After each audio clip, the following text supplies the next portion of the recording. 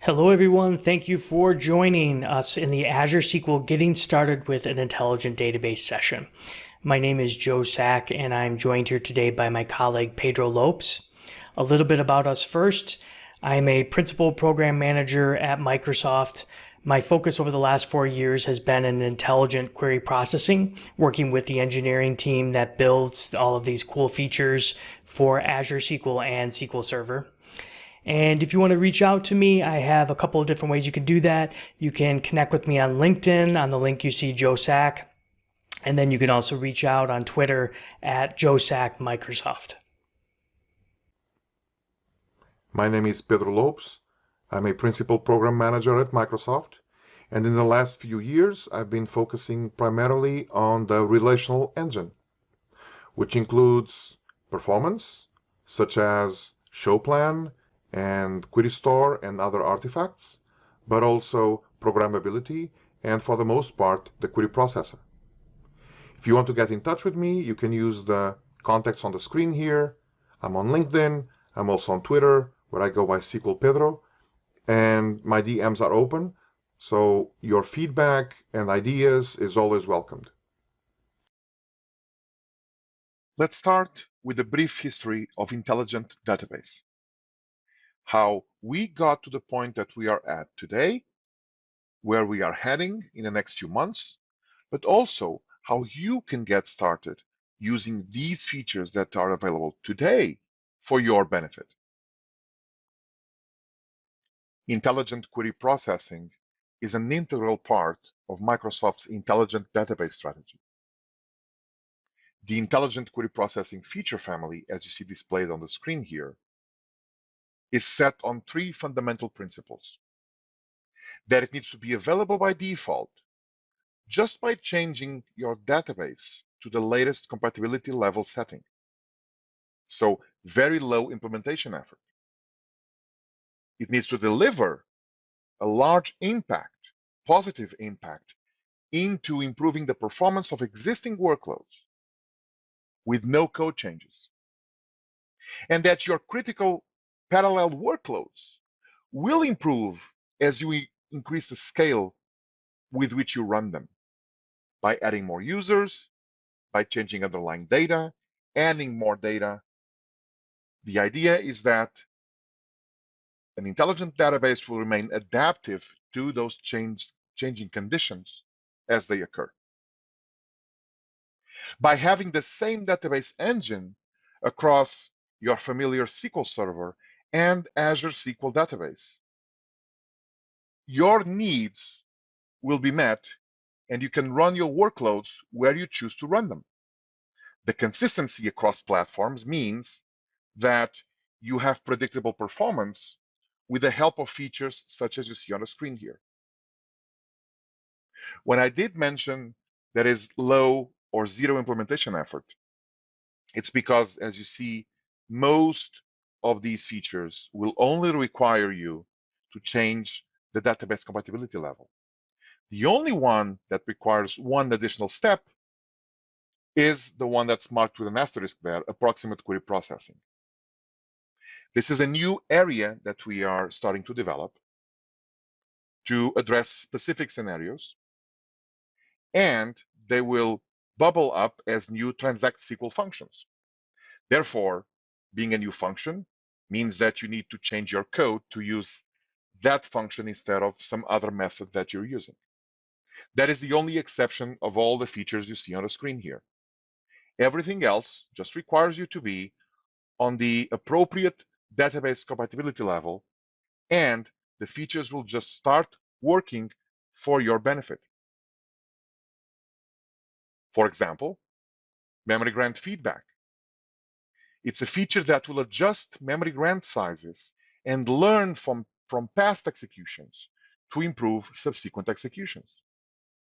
The feature can adjust memory grant sizes for both batch mode and row mode operators and eliminate the effects of memory grant misestimations, which the effect is spills to TempDB, slowing down queries, but also eliminate the effects of memory grant overestimations, which will affect concurrency.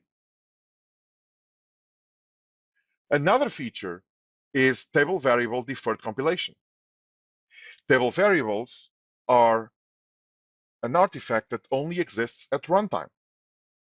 Historically speaking, although the use of these temporary objects is very popular, they can introduce performance issues if they are populated with a large amount of rows. Just by setting your database compatibility level setting to the appropriate level, in this case 150 as a minimum, it means that the database engine will delay the first compilation of statements that reference one or more table variables found in your query, so that the actual cardinality of the table variables, meaning the actual number of rows in those table variables, can be used to generate the query plan instead of the historically fixed estimation or guesstimation of just one row. This will result in an improved plan, both in terms of quality and in terms of the performance that it can deliver. Another feature, for example, is scalar UDF inlining.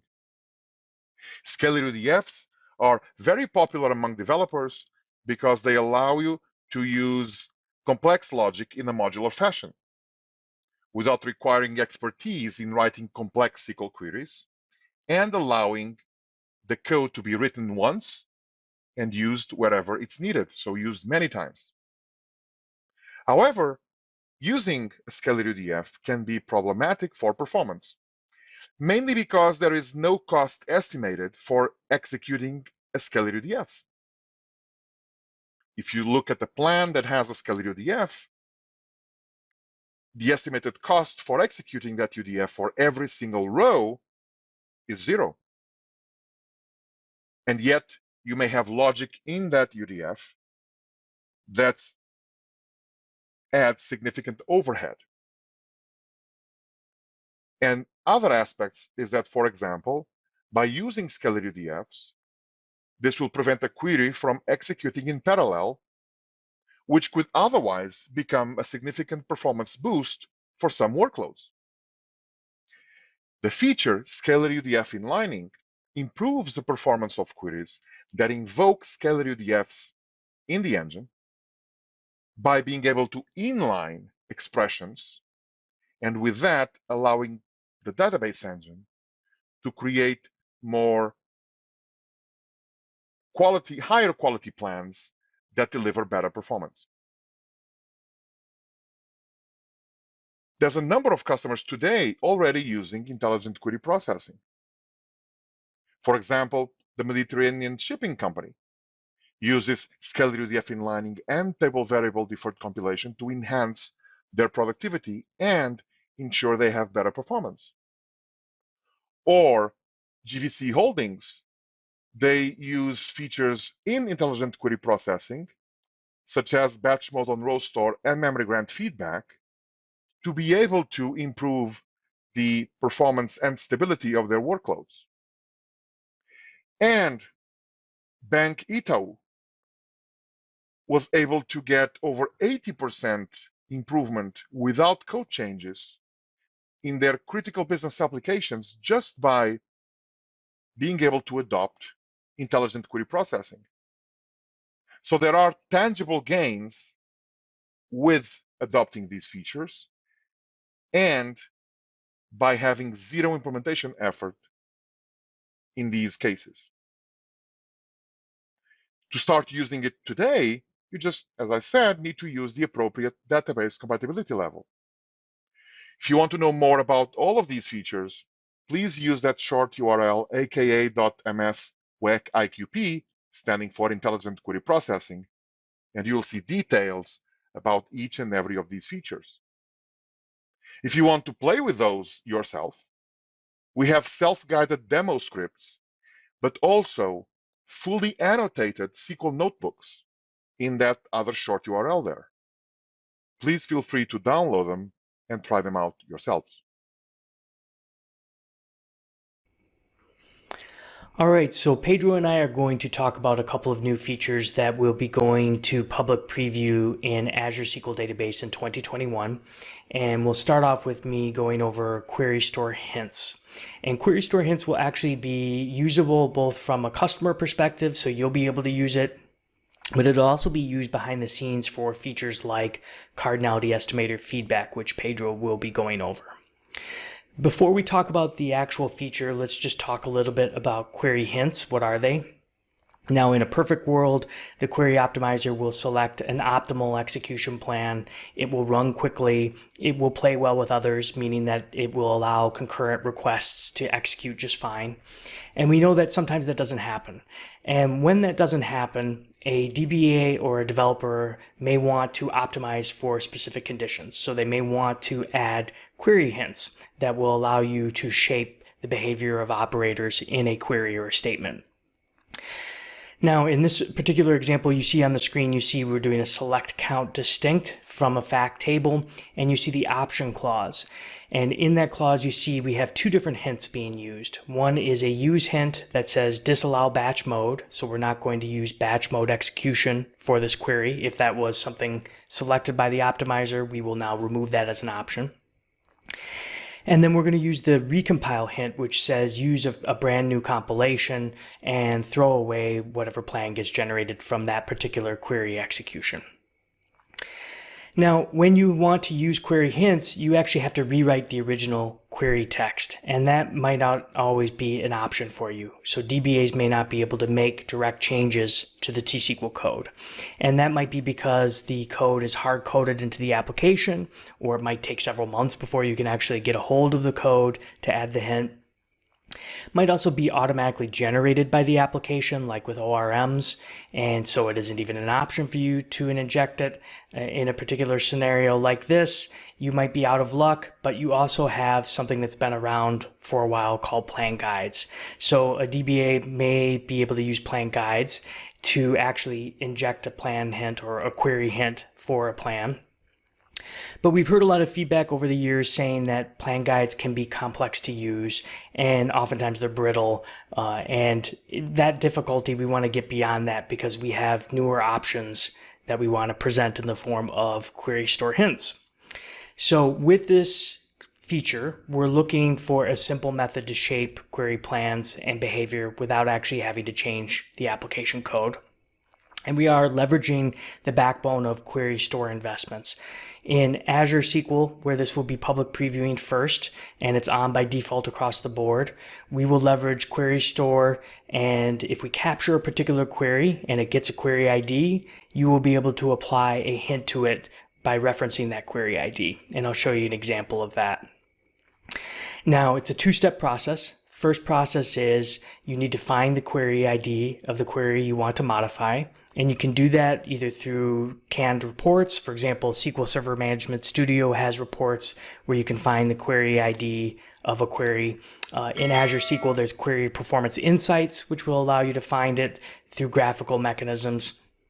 And then also you can use query store catalog views. So in this example, we're querying sys.querystore query text and sys.querystore query, and I'm searching for a particular text blurb. April Menard is the text string that I'm looking for.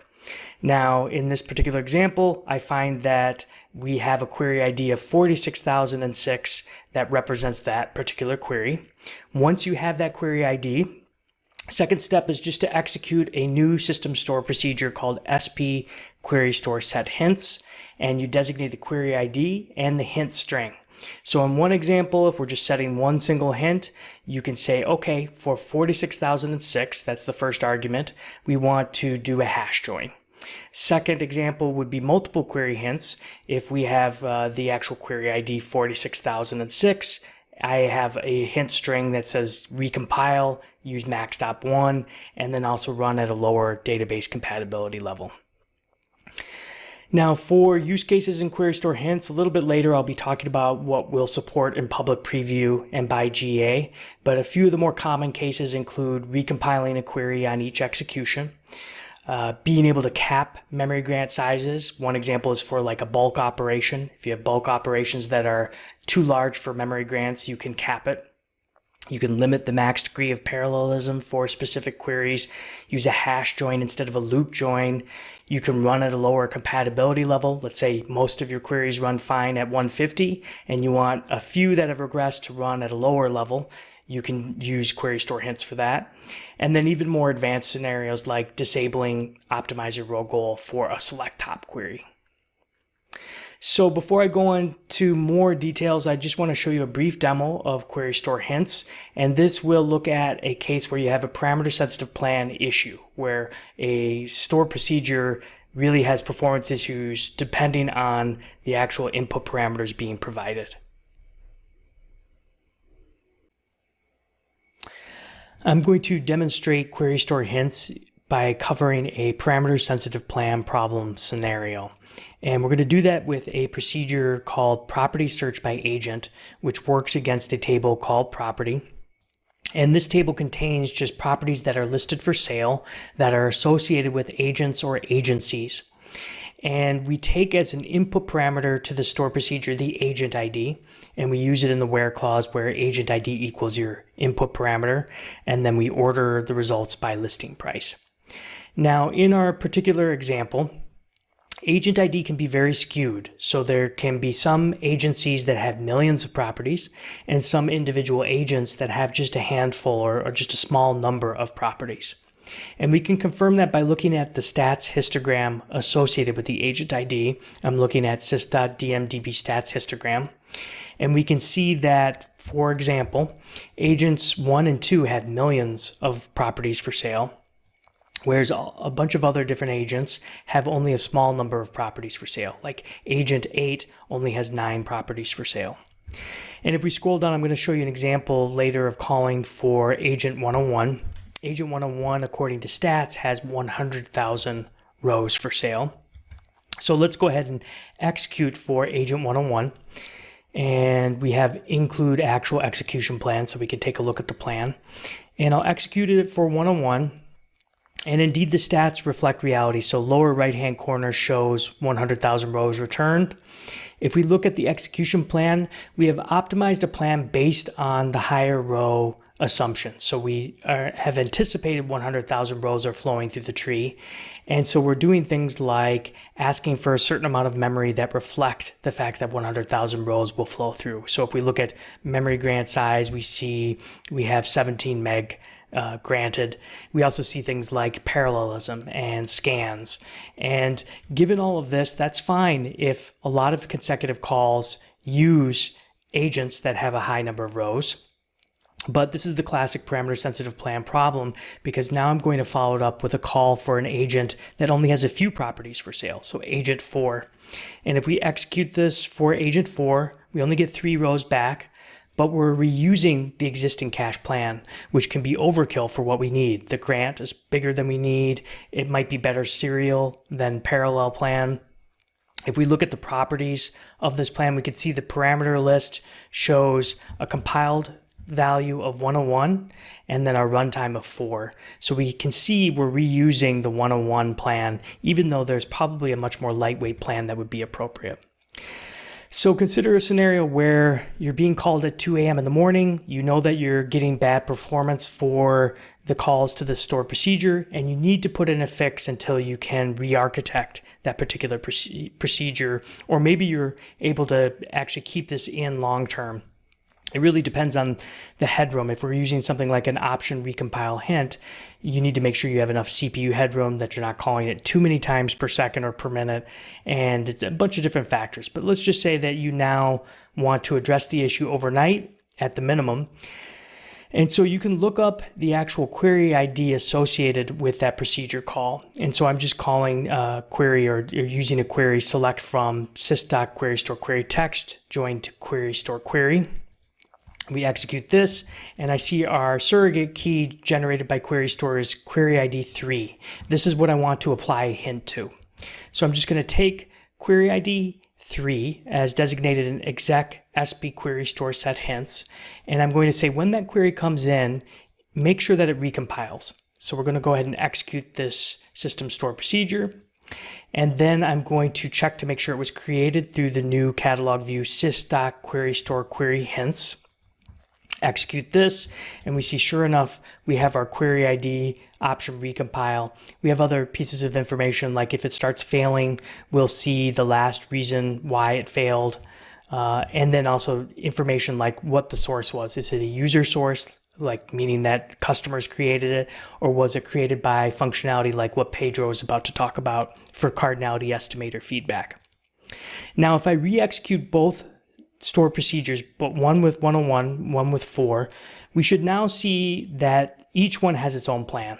So for the first result set, again, we get 100,000 rows. For the second, we get 3 rows. And if we look at the execution plans, we now have 2 different plans. One for the 101 scenario, again, seeing parallelism, seeing this thicker row flow. We estimated 100,000 rows. And now you see the second plan that is based on just the 3 rows, and we're doing a key lookup, and we're using nested loop operation for the key lookup. It's just part of the overall key lookup operation. And then a much more lighter weight memory grant. So if we look at the memory grant size, it's 1 meg versus the higher grant size before. And we're also running in serial mode. So now, based on the incoming calls to this store procedure, we are intercepting it through query store hints and adding that recompile so that we're generating a new plan each and every time the procedure is called. Now, again, you want to know what you're doing for this. Like with all query hints, you want to be careful and make sure that the folks adding them have experience, and make sure that things like enough CPU headroom for recompile are considered and factored in. Now, if I go ahead and remove this hint, so let's go ahead and remove for query ID 3, and it's SP query store clear hints, and I'm just going to execute this, and then we can confirm that it was removed by querying again sys.querystore query hints, and we're going to see no rows are returned now because we removed it. And if we re-execute again our store procedure starting with 101 and then 4, we're going to get back to our old behavior where we're going to see both plans end up getting the scan plan. So the first one that gets compiled, and then we're reusing the compiled larger 100,000 row assuming plan. We're reusing that even though our agent only has 3 rows. So we're back to our original state. Let's talk now about query store hint scope and behavior. Just a few different notes about what you can expect. First of all, we will support statement or query level hints in the first version of query store hints.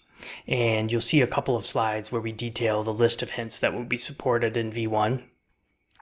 Second thing to keep in mind is that query store hints, when you create them, they will stay persisted until you remove them explicitly. And that also means that they will survive restarts and they will survive things like failovers.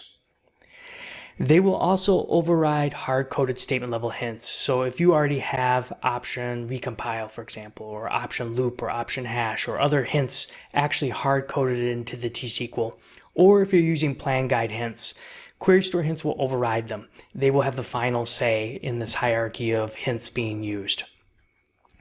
And also, if you have query store hints that contradict what's possible, if you're telling it to use a join algorithm, a specific query to use a join algorithm that isn't possible, we will not block query execution. Instead, what we'll do is similar to the query store plan forcing philosophy.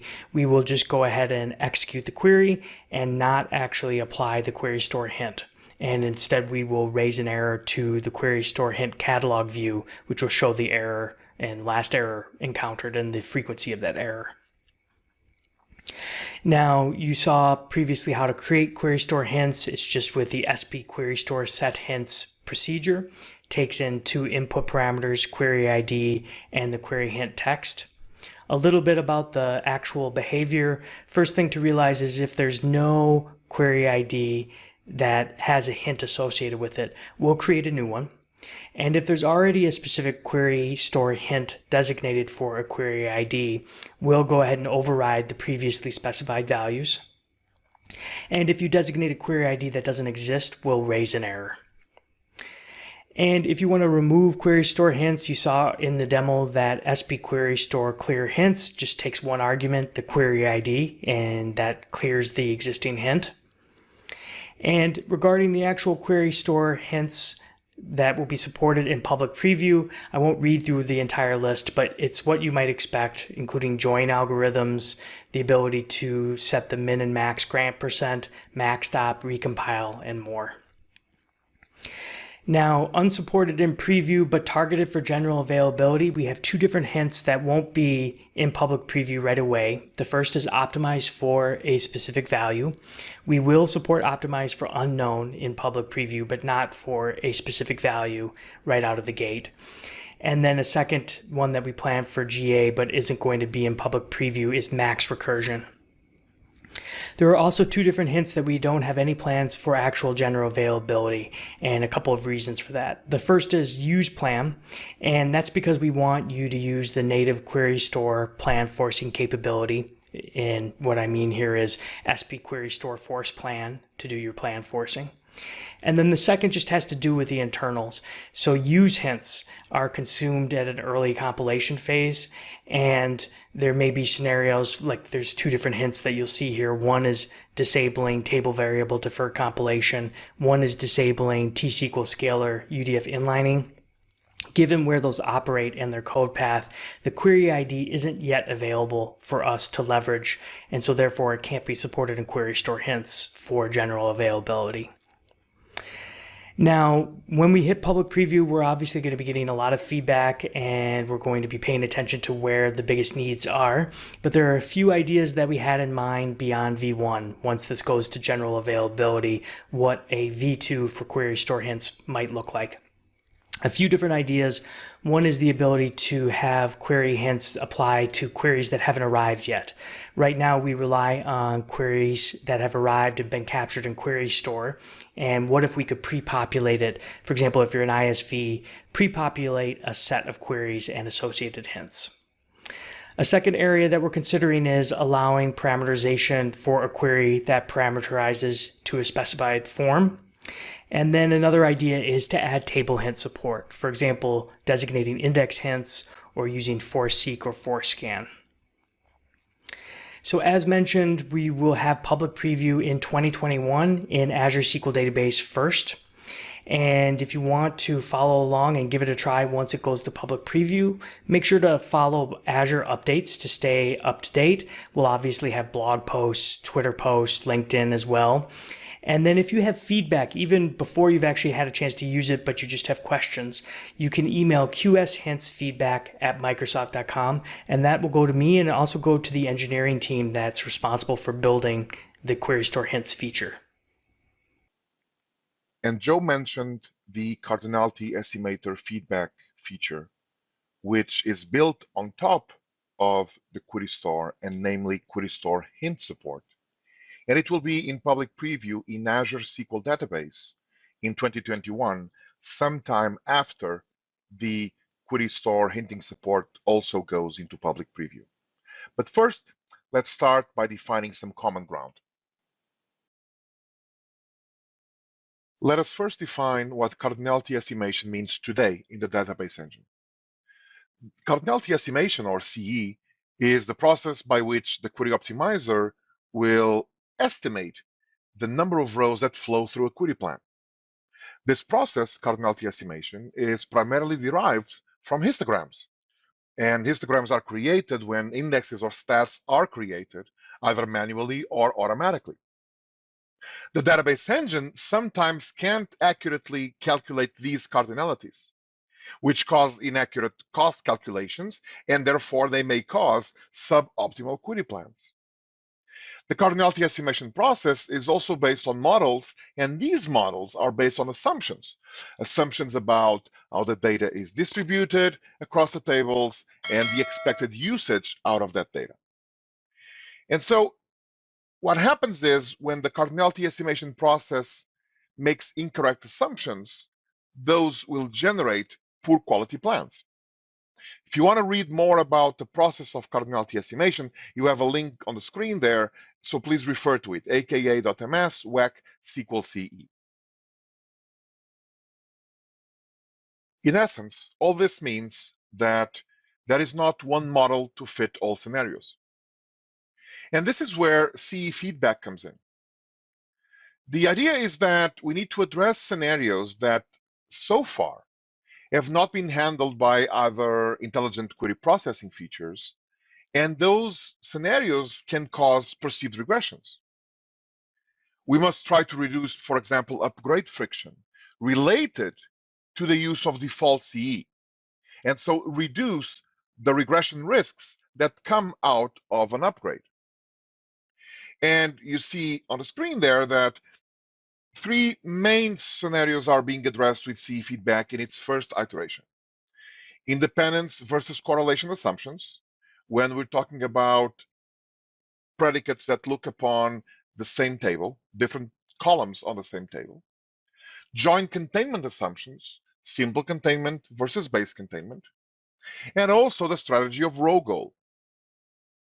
And the idea is that customers shouldn't have to be experts in cardinality estimation. Ideally, you shouldn't have to know concepts like independence or uniformity or containment or inclusion. There's no single set of models and assumptions that we know today can accommodate the wide array of customer workloads and data distributions. So the solution we provide must be adaptable based on the runtime characteristics of the workload. We must ultimately try to accommodate ad hoc and repeating workloads. The feature will start by looking at repeating workloads, though. And the idea is to learn from these repeating workloads and automatically apply the optimal cardinality estimation model based on that workload characteristic. And based on that observation of when row estimates are significantly skewed as compared to the actual row counts flowing through a plan. It's when this significant difference exists that usually we have what's considered a poor plan, and we have query performance issues. So in essence, we'll have three steps in the way that CE feedback will work. It will identify queries that have model-related assumptions. There are distinct patterns to how a query is written that allow the engine to understand or to identify that those assumptions are in play or not. And then it will evaluate whether they are accurate for repeating queries, for subsequent executions. Now, if an assumption looks incorrect, then the engine will test a different CE model assumption, and it will verify if it indeed helped. If it does help, then it will replace the currently cached plan, and it will do so by using the feature that Joe discussed, which is query hint support in Query Store.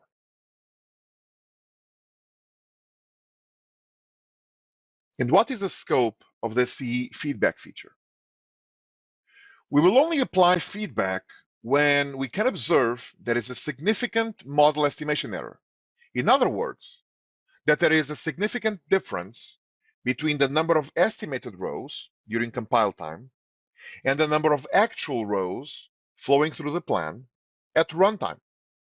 And this difference needs to result in a performance regression. Now, only repeating queries will be in scope here. This feature will learn from the previous execution in order to adjust subsequent executions. And therefore, only queries that have plans that get cached are in scope here. How will it be adjusted? How are these model assumptions being adjusted through feedback? Well, all of these model adjustments are possible today by the use of query hints, specifically the use hint query hints. Now, together with the hint support in Query Store that Joe mentioned, these two come together and allow this feature to work. However, don't worry, if you have hard-coded query hints in your code, those will be honored. And only verified feedback gets persisted, meaning throughout executions, we will try to adjust the model variance. If it is successful, then that feedback is persisted. If, however, the model assumption that was attempted is not successful, then the feedback does not get persisted. In other words, if the next execution regresses, we just back off. If the next execution, for example, starts taking too long and a user cancels the query, kills the session, it will also count as a failure, and therefore we back off.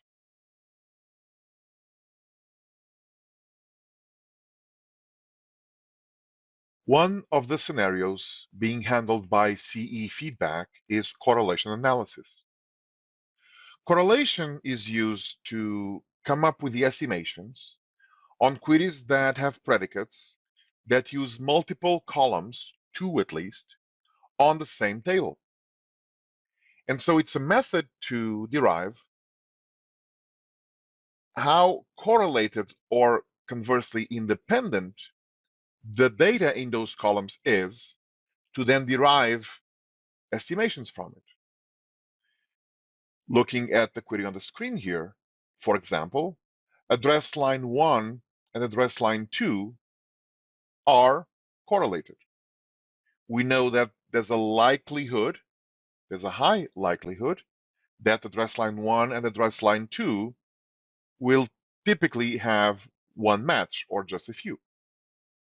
However, for example, zip code and city, we know are fully correlated.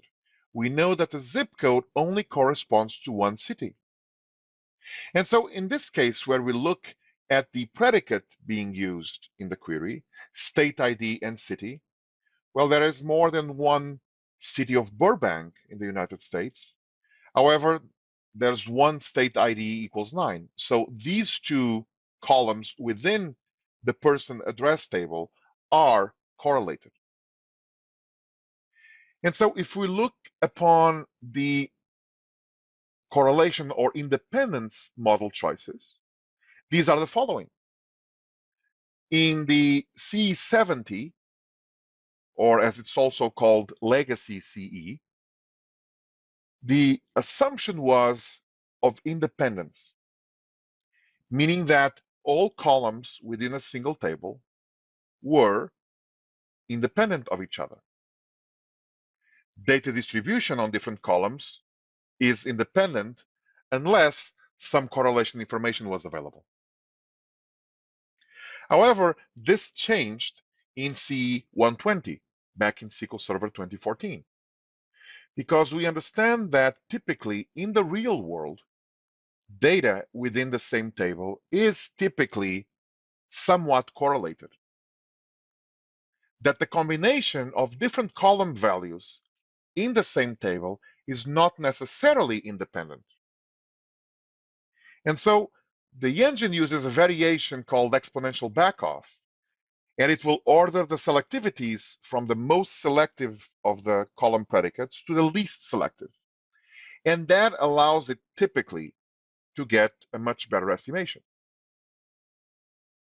And then there is even the possibility of having fully correlated data. This is not the assumption neither for the default CE nor for the so-called legacy CE.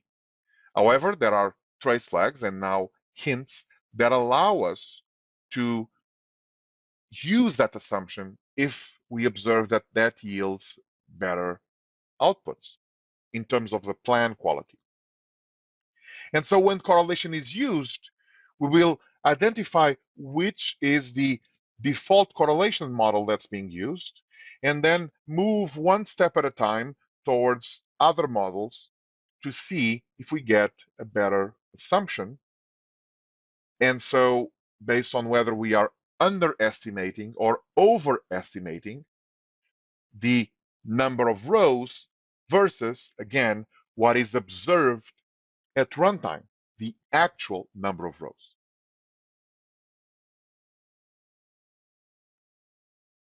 Another scenario handled by CE feedback is row goal analysis.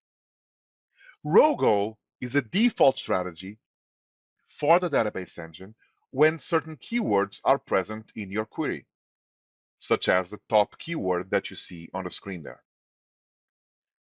It is typically used to reduce the number of reads required to come up with a result set.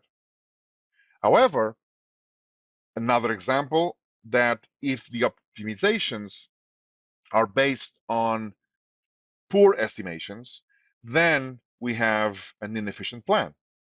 And there are currently strategies to work around this. For example, the use of the force seek query hint, and for example, using plan guides. However, this requires analysis. And so, how is row goal used by the engine? The first thing to know is that row goal will be applied to queries that have these keywords used in the query text: top or fast integer or in keyword or exists. These are patterns that immediately signal the engine that it needs to use the row goal strategy. Now, the query optimizer calculates the number of rows that will be read to find, in this case, what are the required number of rows that are being set by my top keyword. If there is a large percentage of rows matching the query predicate, then scanning fewer pages might just be enough. A range scan be enough to produce the required rows for my output. And in this case, I would use a range scan rather than a full scan, for example. However, if the data is not uniformly distributed, then actually at runtime, the engine might end up scanning a lot more pages than they were estimated. And here lies the problem with row goal, where it is a strategy that allows the engine to shortcut, let's say, the number of pages needed to satisfy our conditions. If we have non-uniform data, we end up using a lot more I/O. And this significant difference between the number of estimated rows and the number of actual rows that's observed at runtime is also learned by the CE feedback feature.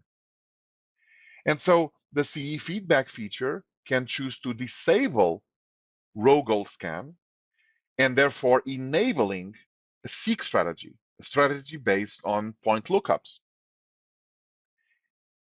And if it yields successfully, then it will become persistent in CE feedback to be used for subsequent executions of that query.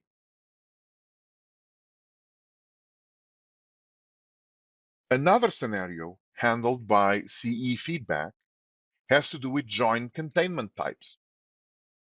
Simple containment was the join assumption used by CE 70, also called the legacy CE. And it's based upon the assumption that users will always query for data that actually exists in the tables. And therefore, if you think of a query that joins two tables and eventually even has other filters in the where clause applied to that join, because there's the assumption that the data always exists, then the engine would first estimate the cardinality for the filters, and after that, estimate the cardinality for the join itself, for the join tables. However, in CE 120, starting back in SQL Server 2014, this assumption changed. And changed based on the observation that users not always query for data that exists. Sometimes a join does not yield results. And so the assumption is there is no tight correlation necessarily between join predicates and any filters that are applied to that join, to the individual columns that are in tables involved in the join. So the implementation changes, and base containment then will implement that first. The engine, the query optimizer, will need to find the cardinality for the join, and only after that apply any estimation for the filters on top. So it's in essence just flipping around the assumption based on how the engine assumes that data may be joined or not.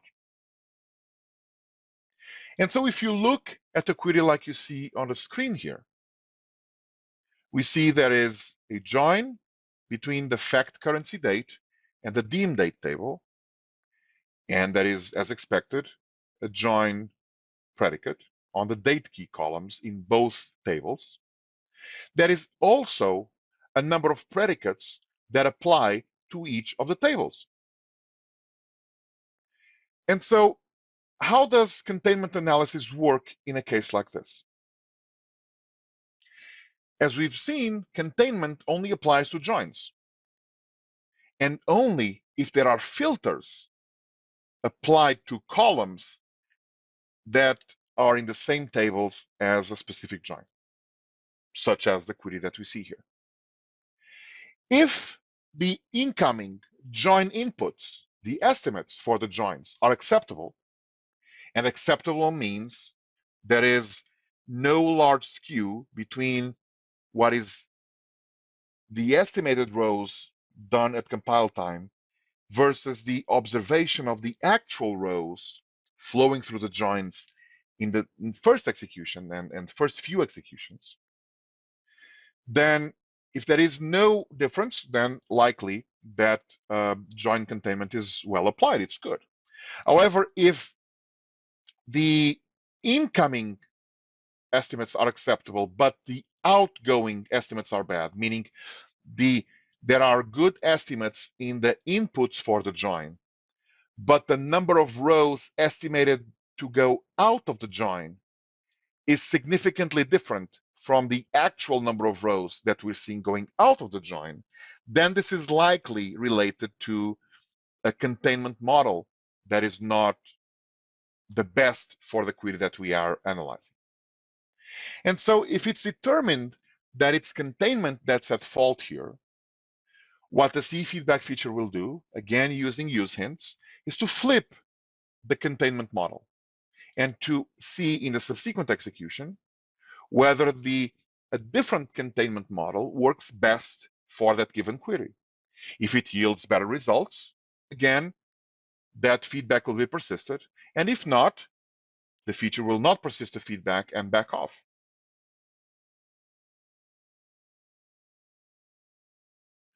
For clarity, let's look at how CE feedback will run through these analyses to finally see if it needs to throw away or persist a specific feedback. At the first moment, there is a user query coming in, and the user query needs to be eligible for CE feedback. We've seen how there are specific patterns that are recognizable that will allow the engine and even us to understand if a specific pattern may be in use, if a specific assumption may be in use. And so the query comes in and goes through the query optimizer. And the first thing that happens after the query is compiled is looks if there is already feedback to apply to that query. If there is, then load it from the query store because it's now used through the query store hint support and plan forcing, go through query execution and return the result set. Simple as that. However, if there is no feedback, then what will happen is this query, because it has a pattern that is recognizable for the scenarios that are being potentially analyzed, tag it and optimize as usual and send for query execution and return the result set. In a subsequent execution, what happens is because that query was tagged, then it starts going through the analysis process. And this all piggybacks on subsequent executions of the query that's being sent by your application. So there's no additional workload being generated here. And so the query was tagged for one or even more scenarios, and it goes through the list of possible model variations through the use of hints. And so there is an analysis phase here. And through that analysis phase, it will understand if there is potential CE feedback available to apply out of that list of possible hint variations. If there is, then get runtime stats for that query from the query store, identify if there is a regression, and query store can already identify if there are regressions, so we are using the same method, and apply CE feedback recommendation for the next execution. And the query is executed and generates a result set. If at this stage, for example, applying the first model variation, the query runs for longer, then that means that it was not successful. If it runs for longer and you killed the query execution, then it also means that the feedback was not successful. At the end of execution, that second execution, after the tests start, or you cancel the query execution, we'll verify the state of that regression. If it was successfully turned around, meaning if now we are executing with a better plan that yields better performance, then store that in the query store. Make it persistent for subsequent executions. And now let's look at a demo for the CE feedback feature. For this demo, I'm using the TPCH database. And the first step is to enable the query store. As we've seen earlier, the CE feedback feature will use the new ability of query store to hint queries so that the CE feedback findings that get verified and then persisted can be reused for subsequent executions of those queries. The next step is to also make sure I have a blank slate by clearing the query store and the procedure cache and dropping clean buffers. Now I have the step here of enabling automatic tuning, specifically the forced last good plan option. It's not needed for CE feedback. I want to make that clear. However, I think it's important to reference that this feature is always a good option to keep enabled. It is, let's say, your last line of defense against a planned regression that may hit you suddenly, let's say after a recompilation, for example. And while CE feedback is built upon the principle of do no harm, and it will verify its findings before they become persisted, should a regression happen later in time, this feature, by being enabled, will be able to revert back to a last known good query plan. And so I think it's always a good option to have this feature enabled. The next step is to make sure we capture a next event session. And this X event session is two X events that will be captured. One is query feedback analysis. This X event is fired when a query, after it's been tagged as eligible for CE feedback, actually goes through the analysis process, in which CE feedback will try to find model variations for the defaults that were used to compile and create a plan for that query. And if it finds there are model variations that are applicable to the scenario that a query is presenting itself, then the next step is to validate whether that hint, that model variation, is actually beneficial. And if it is, then that feedback becomes persisted through the query store hinting mechanism and gets reused. So the next step is to enable this X event session, and I will want to look at the live data coming from this session here. Okay. So now I'm going to execute this query a few times to make sure that it becomes eligible for CE feedback. And another aspect that makes a query eligible, besides being a repeating workload, is that a plan gets cached.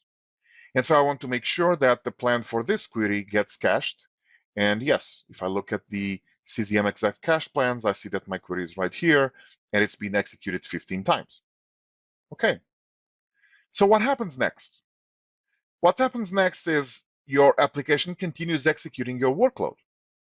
And that means that this query will be executed again.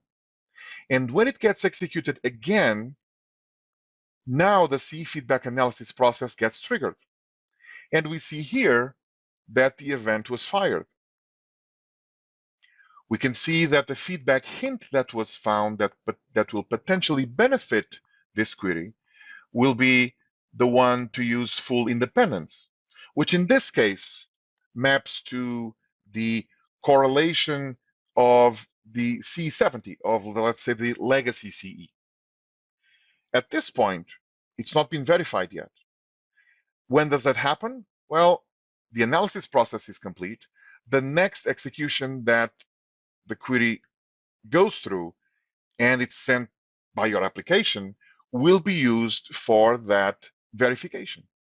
So as the application executes another one of these queries, I see that another event got fired, in this case, query feedback validation. And I have some interesting data I can look at here.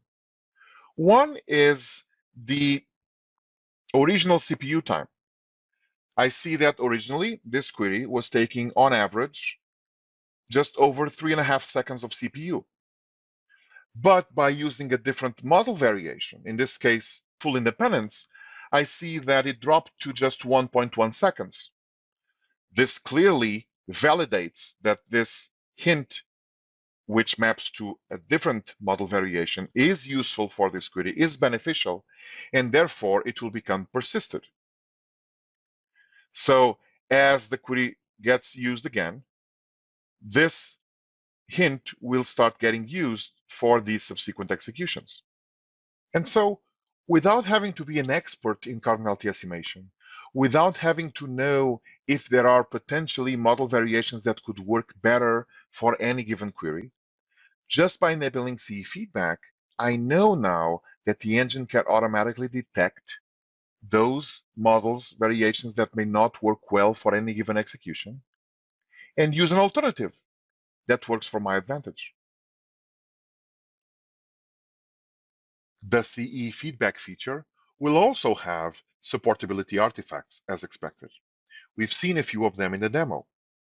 We will have a table that will allow us to see the current state of the feedback loop that we've seen. There will be a JSON column in the SYS Query Store Plan feedback table that will have information on the validation that is done and the feedback results for any given plan ID.